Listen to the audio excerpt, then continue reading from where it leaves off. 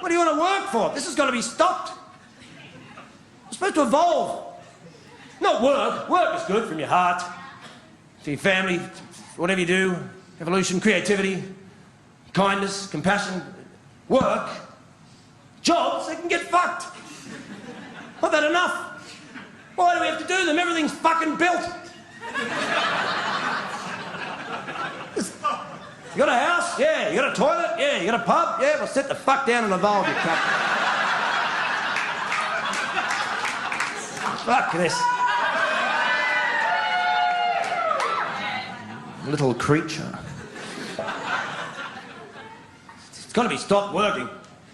It's a trap. It's a fucking trap. 5 days on, 2 days off. 5 days on, 2 days off. 5 days on, 2 days off. 5 days on, 2 days off. How long does this last till you're fucking dead? 5 days on, 2 days off. 5 days on. And it's not even 2 full days off, is it? It's not 2 full fucking days off, because Sunday's right next to Monday. Monday's going, can you fucking feel me? Hey? You can fucking feel me, can't you? Like you didn't get up till 10 to 4 this afternoon. You'll be back in bed in about 2 fucking hours. It's fucked. It's got to be stopped. It's a trap. It's made up by the ruling elite, so we're tired and poor and can't rebel or philosophise about our own existence and actually fucking evolve properly. Instead of course it is. It's slavery, but we've got to get our own accommodation and food. Of course it fucking is. Isn't it some illusion they gave up slavery for morality? They did some fucking maths. Man, look at this. We've got to look after these fuckers. We've got to feed them, we've got to clothe them, they get sick, we've got to fix them, we've got to give them somewhere to live. I've worked it out. We can just give them $2.50 now. We'll tell them to fuck off. That's fucking brilliant. By the way, to you lot, you're free to go. We'll see you back here at 7:30 tomorrow morning. Should be 2 days on, 5 days off. That way, everyone can have a job. If there's not enough fucking work, 2 days. Who wouldn't do 2 days? I'd do fucking 2 days. It's common decency. Isn't it? Simple fucking common decency. I'm on the earth, all right, fuck, 2 days, I'm in. Most people do 2 days. What's better than 2 fucking days as soon as you have your first day? What's tomorrow? Last fucking day, mate. Yes. Plus, some people would do more. See, we just think the world all has to be the same. Fuck that. I'll do 2. Some people would come up and go, oh, what would I do, Steve? I've met them. I'd be bored. 2? What the fuck would I do with the rest of the week? Don't you get bored? No? What do? I'll wake up, look out the window. Yeah. Bird. Beep. Beep. Well, I'm bored, Steve. We'll go drive a bus. Fuck yeah. I'll be ready in 45 minutes. You can fucking pick me up. I have had to make decisions like, why am I unhappy? Okay, Stephanie, Gaga, hybrid person. Why are you unhappy? Why is it that you want to quit music a couple years ago? I was like, well, I really don't like selling these, fragrances, perfumes. I don't like wasting my time spending days just shaking people's hands and smiling and taking selfies. It feels shallow to my existence. I have a lot more to offer than my image. I don't like being used to make people money. I feel sad when I am overworked and that I've just become a money-making machine and that my passion and my creativity take a back seat. That makes me unhappy. So what did I do? I started to say, no, I'm not doing that. I don't want to do that. I'm not taking that picture. I'm not going to that event. I'm not standing by that because that's not what I stand for. And slowly but surely, I remembered who I am. And then you go home and you look in the mirror and you're like, yes, I can go to bed with you every night. Because that person, I know that person. That person has balls. That person has integrity. That person has an opinion. That person doesn't say yes.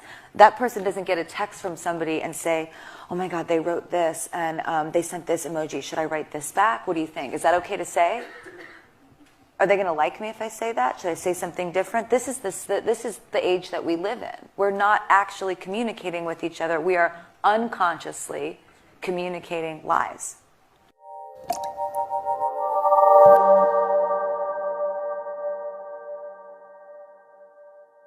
This project? I've learned that they don't have to be two mutually exclusive things to be a mega blockbuster and to have some real meaning and message in a movie. I think in a story. I think Hunger Games as a phenomenon has rewritten the rule book of what can be commercially viable, and it's long overdue that a franchise can have such important messages and hope to inspire a younger generation and still make the money men their money and still get the bums on seats. But so hopefully it's about the quality of the writing, as Nina always so eloquently talks about Suzanne Collins, so that we can be more sophisticated and more respectful of our audiences when we make big blockbusters. Brilliant, what a great answer. Thank you very much for that. Yeah. I'm going to open to the floor now. Everyone's floored by that one, yeah? Here we go. Gentleman in the second row, please. Ben Lee from The Guardian. For a film of this scale, it's surprisingly bleak. What do you think it says about the time that we're in, that a blockbuster this dark is being released? It's necessary. It's the bleakest of times. If that was your question, is why is a blockbuster so bleak? I don't think it's bleak. I think it's very optimistic, to be truthful. But the lead up to that optimistic moment is bleak because these times are bleak, and this is an allegory for this time.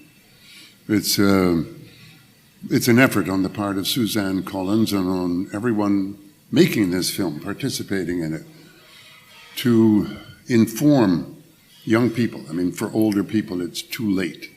But for young people, to catalyze within them some kind of political action that will engage them in participation that will change the status quo. Our conditions are very bleak. We have wars everywhere. We have uprisings that are failing. We have a climate that is destroying our world. And if we don't change it, and the only people who can change it are young people, if we don't change it, we're all dead. So that's what it is. That's why it was made. And it can change. It's just up to you guys. Thank you so much. And we hope that this film would make you aware of that. Great. You were right to nod to Donald to answer that question. Great answer. Thank you. Isn't coin. I kind of constantly think about her backstory, you know, kind of where she came from and who and what made her into the person that she is. Is that something that you kind of thought about and talked about? Gosh, yeah. I mean, Frances and I talked about it a lot, and we talked about how do you illustrate this kind of political narrative, which is obviously a very familiar one. Historically, someone starts out as a true revolutionary, someone who is speaking for the people and wants to, and really wants change, and then over the course of her journey, becomes corrupted by power and her desire for revenge and ends up as much of a despot as the person she's trying to overthrow. And these are hugely entertaining films, but I think they're also thought-provoking as well. What do you think Mockingjay Part 1 has to say about warfare and perhaps the use of media in warfare? You say they're thought-provoking. I hope they're action-provoking. I hope that they mobilize young people to recognize their political responsibilities and to get off their couches and to put away their games and get out there and do something, to change something. If we're going to survive, it's up to them, because my generation has ruined this planet, ruined this earth. The people who are in government now are serving themselves, they're not serving the people. They have to be changed. And it's up to those young people who are influenced, I hope, by this film. It's like Nina Jacobson says, this film is a call to war. And the war is against me, in every respect. Well, when I was watching it, certainly you forget about the science fiction element, and it really does feel like young people in a war zone, particularly when you go to District 8 and District 12 in the film. And it's always young people in a war zone. The people that we send overseas, they're 19, 20. The dead bodies that come back are 21, 22. No, it's young people who die. and people who must take responsibility for their lives. What you were asking me about before was that it's not condescending, it's not patronizing to its younger audience, and fully understands and appreciates that they can process all these and cathartically explore ideas of the consequences of war, tyrannical oppression, liberty, a human being struggling with their sense of self-identity, questions of love and loss, sacrifice. It doesn't sugarcoat any of them. Donald said something very interesting in our previous conference that is true. Donald said that Francis Lawrence has made a movie which lacks sentimentality. And this overwhelming need often that Hollywood has to maybe sugarcoat things to make them more palatable ultimately doesn't help our younger generation. They've got so much to deal with, whether it be climate change or, education fees to basically get a standard education, and austerity. They've got so much on their plate. Don't be lying to them about what the world's really like. It doesn't help them. Give them an opportunity in a movie like this to explore how they handle the future, basically. Saw on backstage in your opening monologue that you mentioned Dick Cheney, this kind of, embittered bacteria of of humanity, who, and I think about it. It's always a surprise to me to remember that through bionic technology and so on, this guy's still here, and still not given the credit. And I wanted to give him the credit since you mentioned him. I mean, these are the guys, he and President Bush and some others, who invented Daesh or ISIS. I mean, they really are that which created it. So I wanted to give him a shout out. Thanks for that. You want to give credit where credit's due. That's right. As this bell tolls for remembrance for those who died, do we not owe it to them that for the first time in modern history we confront the religious forces in the Gulf of Arabia? No. And particularly within Saudi Arabia to tame their forces? We are not confronting the religion. We are confronting people. No, but those radicals within religion. Those radicals are talking in the name. They are saying that they are in the name of religion. They are not at all. Not at all. We have 6 to 7 millions of Muslim people in France. They are French people. Indeed. And they are not backing ISIS. Indeed. The victory of ISIS should be a civil war in between two groups in France. We don't want that at all. Monsieur Kouchner, thank you very much indeed for joining us.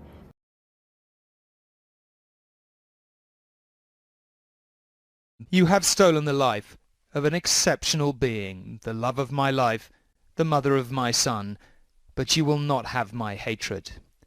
I do not know who you are, and I don't want to know. If the God for whom you kill so blindly made us in his image, each bullet in my wife's body would have been a wound in his heart. Therefore, I will not give you the gift of hating you. You've obviously sought it, but to reply to hatred with anger would be to give in to the same thoughtlessness that has made you what you are. You want me to be afraid, to cast a mistrustful eye on my fellow citizens, to sacrifice my liberty for security. We are only two, my son and I, but we're more powerful than all the armies of the world. In any case, I have no more time to waste on you. I need to get back to Melville, who's waking up from his afternoon nap. He's just 17 months old. He'll eat his snack like every day, and then we're going to play like we do every day. And every day of his life, this little boy will insult you with his happiness and freedom, because you don't have his hatred either.